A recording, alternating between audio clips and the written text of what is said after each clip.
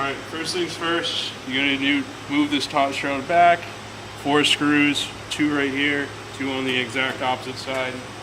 Just takes a Phillips head screwdriver or screw gun, whatever you need.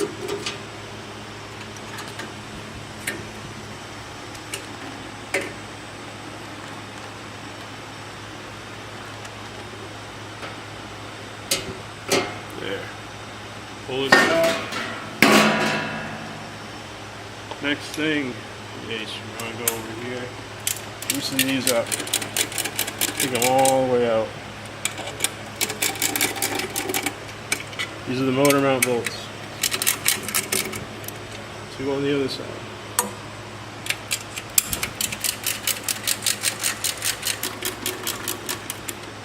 So they're going to flat wash and you get lag screws on the back. Next thing you're going to want to do is unhook this sensor here. It's plugged in right side. Now grab a hold of this, and it takes a little muscling, but you can rotate this. So you see this coupling in here. Take a flathead, and if we work at it at an angle, doesn't matter which way you go, but there we go.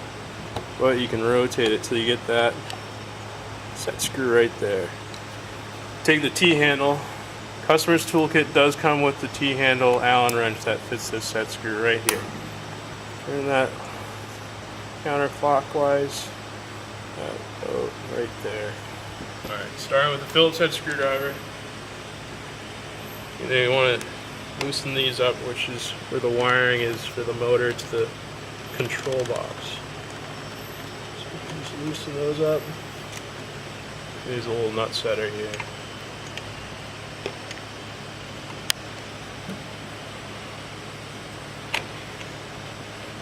Usually 2 of these in here on the outside, so you need to fully remove one. Just loosen this other one up. That's all you need. This swings open. Pull out your wiring. 3 cables. Obviously, right now I got the power disconnected from the outlets, so they're not live. Simple wire nuts. Unscrew these. There's 3. Separate the wires. This can be pulled right on through.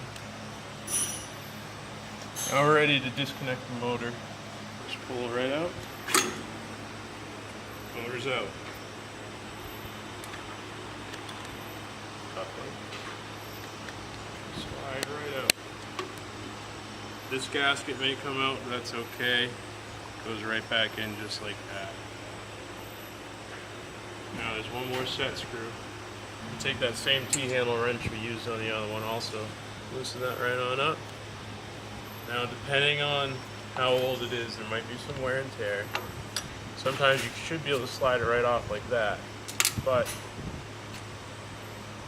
it's also a key here. It slides right in this shaft right here. Is the rectangle. If it is, however, seized on there, you're more than welcome to use hammer and a drift.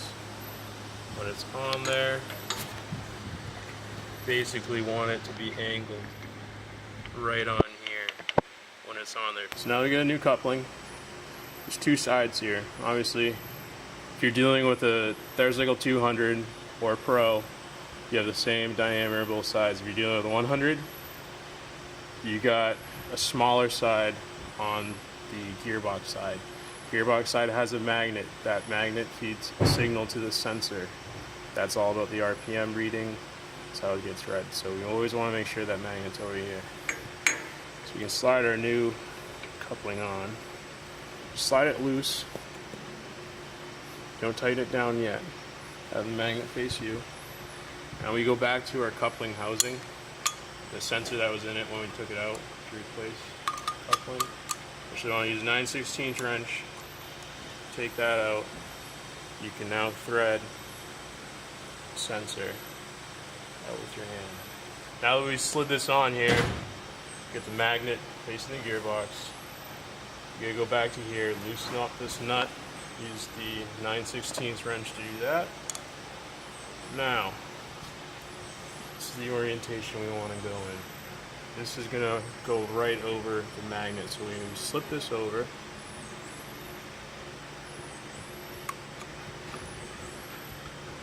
Make sure this is all seated in properly there.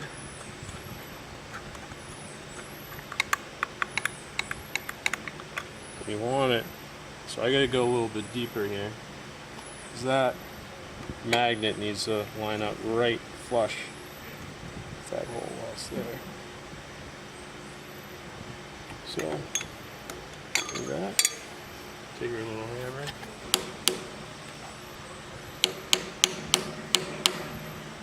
There you go. I'm going to put these a little lower so I can slip this over. I want to snug it down just a little bit so I don't move it while I'm sliding this housing over to line it up.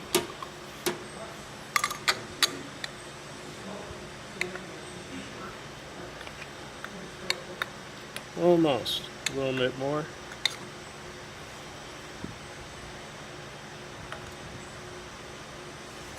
Again. Pretty sure we're all set right here, so I'm going to give that a good tighten. Still have this magnet face me. Go over there, perfect. You can see it, this line right up in there. So that magnet's perfectly lined up with that hole. Now that coupling is going to be aligned with the sensor, you go ahead, move, pushing here, put that back in. Actually, move that for now. Get your sensor. Now this sensor barely screws in. You really don't want to thread in too much here. Right about there is good. Oh, this one took about 3 turns. Some of them only need about 1 to 2 full revolutions. I'll tighten this down.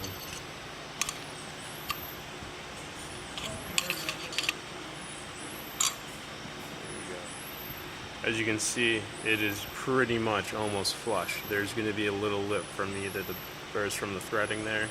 You want it almost flush with that. Not much sticking out. Go ahead now. Put this right in there. This is now lined up no matter what when we put it on there. But we want to have this set screw visible through this hole. So we line up the motor. So we're going to leave it like that, just like that. We go over, grab the new motor.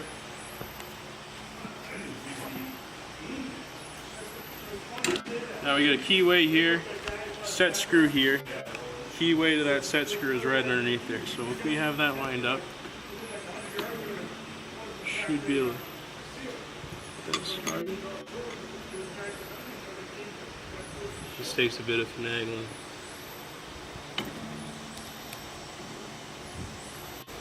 Once we got it, slides up. Before you push it all the way in, make sure all this rubber seal is right in there, like so. Now that the motor's slid in and installed, we now need to tighten this set screw on the motor shaft here. Tighten that down. Get a real good torque with that. Alright. Now we go to the electrical. Now coming out of the control box, we got 3 wires. Positive, negative, ground. Positive red, negative black, ground is white.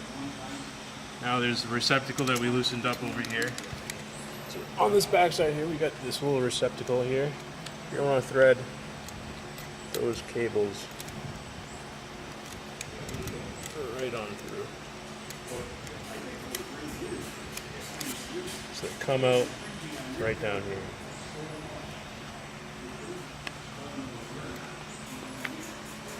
So now, we got the wires on the motor. Now the motor, we got ground being green, a wire labeled A1 and a wire labeled A2. So, this is a TheraCycle 200 we got here. 200 and Pros, they use the same gearbox, so the wiring is the same. The ground wire goes to white, so the green goes to the white. Now we got A2 and A1. So for 200s and Pro models, the black goes to A1 and the red goes to A2. When you're dealing with a TheraCycle 100, it's reversed. Black goes to A2, red goes to A1.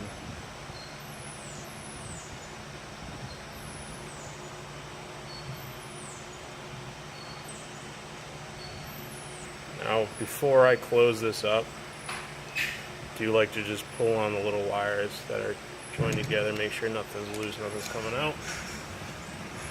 Once that's done, go ahead and tuck these wires on up in the box here. It's done, you can swing this on over. Tighten that one up. Tighten that one up. And you need our Phillips head. Tighten up that little receptacle on the control box. Now that we have the electrical done, gotta move the sensor back down. Should rotate this and pop the sensor back in. Oh, once the sensor's back in, we're good to go with the motor mount bolts. Now, motor mount bolts, the long washers, go right like this. You thread those in by hand first. Both sides here. The lags, they're going to go in the back holes of the mounts.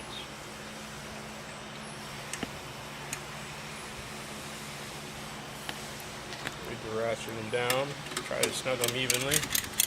And these are threading into the control box here, which have threaded inserts. So you don't want to crank down too hard because you will rip those threaded inserts out of the control box.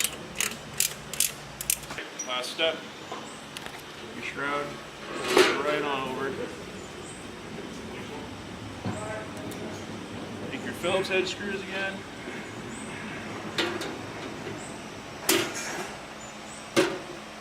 And line these up.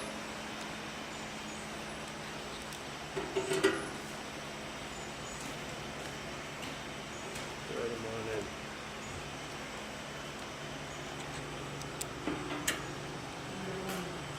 And two in the same spot, exact other side.